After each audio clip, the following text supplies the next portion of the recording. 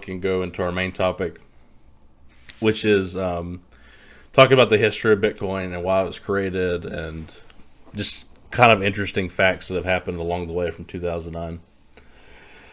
So it was released on January 2009 in response to the financial crisis of 2008. That's a little bit of a speculation. I don't know that for a fact, but I do know that the financial crisis was a big deal because you remember all that money being printed to bail out banks and all that, the liquidity issues that happened from that. Oh yeah, I'm sure there was some influence there. Right. Inflation was a big hot topic, and that was one of the key things in the paper was limited supply and so on and so forth. And we know this Satoshi Nakamoto is the creator's name. It's widely known that that's not the person's actual name, and it could be a group of people that actually did it. And Bitcoin uses proof of work and many of the techniques that were created from Hashcash and DigiCash. We talked about that last week a lot, but not really. That's just the creation of it. Not too much exciting there. Most people probably already know all that. Uses of Bitcoin in the early days. I found this interesting. I found in October of 2009, 1,006 Bitcoins were sold for $1, about a tenth of a cent per Bitcoin on the first Bitcoin exchange, New Liberty Standard. So do we know who bought this?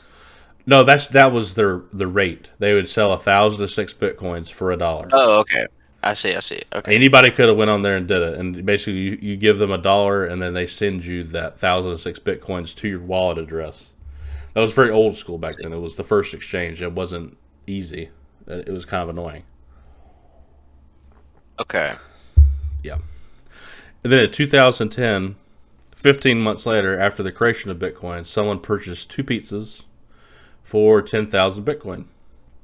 Now you could do some math there. That 2 pizzas, what were maybe $20 back then, maybe. So wait, was this like the first purchase? This is the first like recorded purchase. I mean, there could have been other ones, but this is one of the first. It's a big. Somebody like went onto a forum, a Bitcoin forum, and said, "Hey, can y'all order me 2 pizzas and I'll send you 10,000 Bitcoin?" So they went on their credit card and put his address in and everything for him and paid for it. Okay, so it's like an informal transaction. Yeah. Okay. Yeah, but so I would say I was probably $20 or something like that for 10,000 Bitcoin. We'll say. So that means it was what? That was what's 20 divided by 10,000? That would be 2 divided by 1,000.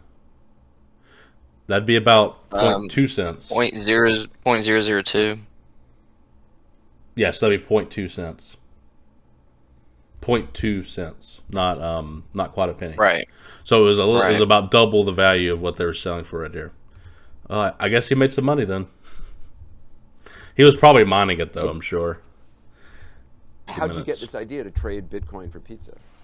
I just honestly thought it would be really cool if I could say, hey, I just traded this, open source internet money for a real world good. And I thought, what better thing than food?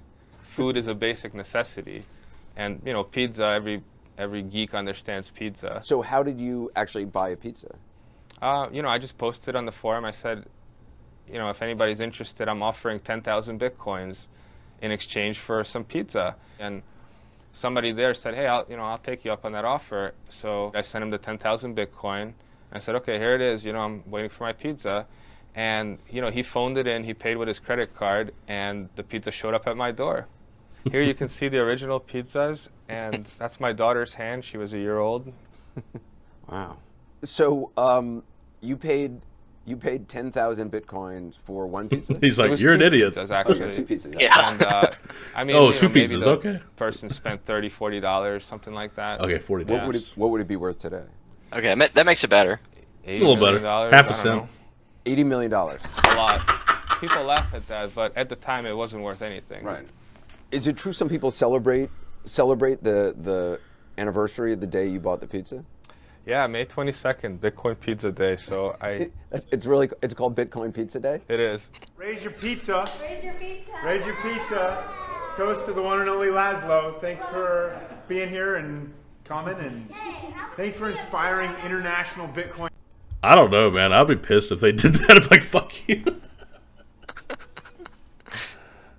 I'm assuming he still has a bunch of Bitcoin, though. He might be really rich. I hope he does. God dang, if he doesn't. Ugh. Little did he know it was, well, that's kind of the story I wanted to talk about. Is back then the thinking was it was going to be a currency. It's not really Right. a currency anymore. It's something different. Digital energy. It's a store of value.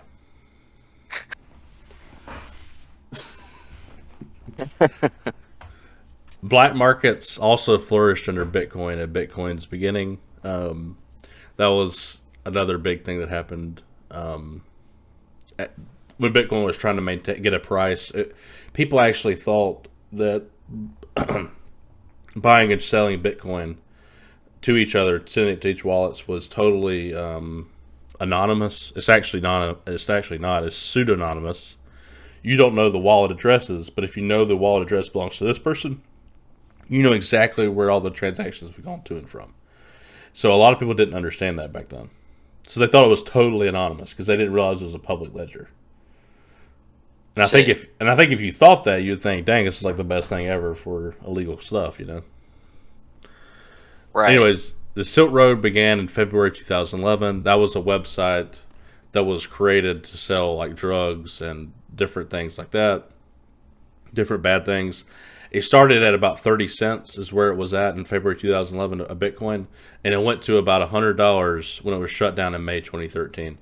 So even though it was illegal and it did a lot of illegal stuff, that marketplace helped to set the price for Bitcoin and helped it gain traction and gain some validity in the marketplace, even though it was totally illegal. And they got shut down. The guy got thrown in prison, which is terrible. But you know, it kind of helped set the price back then. You know what I mean? It showed that it was a thing. So kind of interesting, sort of a big deal back then. Mt. Gox is an exchange that was created back in 2010 in Tokyo, Japan. It was one of the biggest exchanges at the time, and they actually shut down in February 2014 due to technical issues.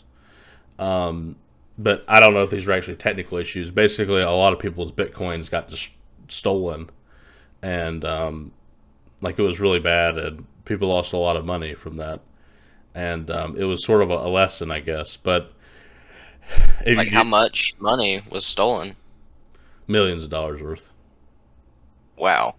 Yeah, millions of dollars of Bitcoin was stolen. Right. So that was when it was being custodialized on Mt. Gox, which was the idea. But the Winklevoss twins, with these guys, it's kind of widely known that they're billionaires in the Bitcoin community. They got their first Bitcoin from Mt. Gox. Are they the Facebook people, or am I wrong on that? No, that's right. Okay. That's why I think it's kind of worth noting. I heard in an interview they actually purchased most of their Bitcoin at the beginning from Mt. Gox, and they got it off the exchange before it went down. So they got it to a cold wallet, you know what I mean? So they didn't lose their Bitcoin or whatever. I think they're interesting because I feel like Facebook's super centralized and they kind of lost out in that Facebook battle. But now they're big billionaires for buying Bitcoin, which is a totally decentralized thing. You know what I mean? Yeah. True. It's kind of a fuck you kind of thing to Zuckerberg. Yeah. I guess. I think they were pretty rich to begin with, though.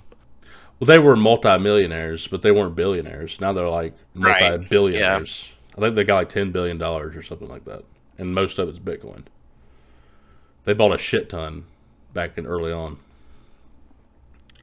And they actually run their own exchange now too, called Gemini.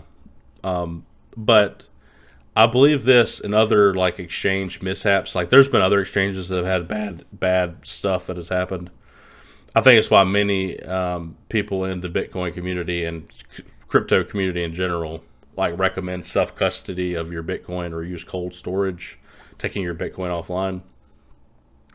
I think that's why people still have that mentality, like you need to take it off your exchange and keep it on some desktop somewhere, you know what I mean, and like make it real safe or whatever.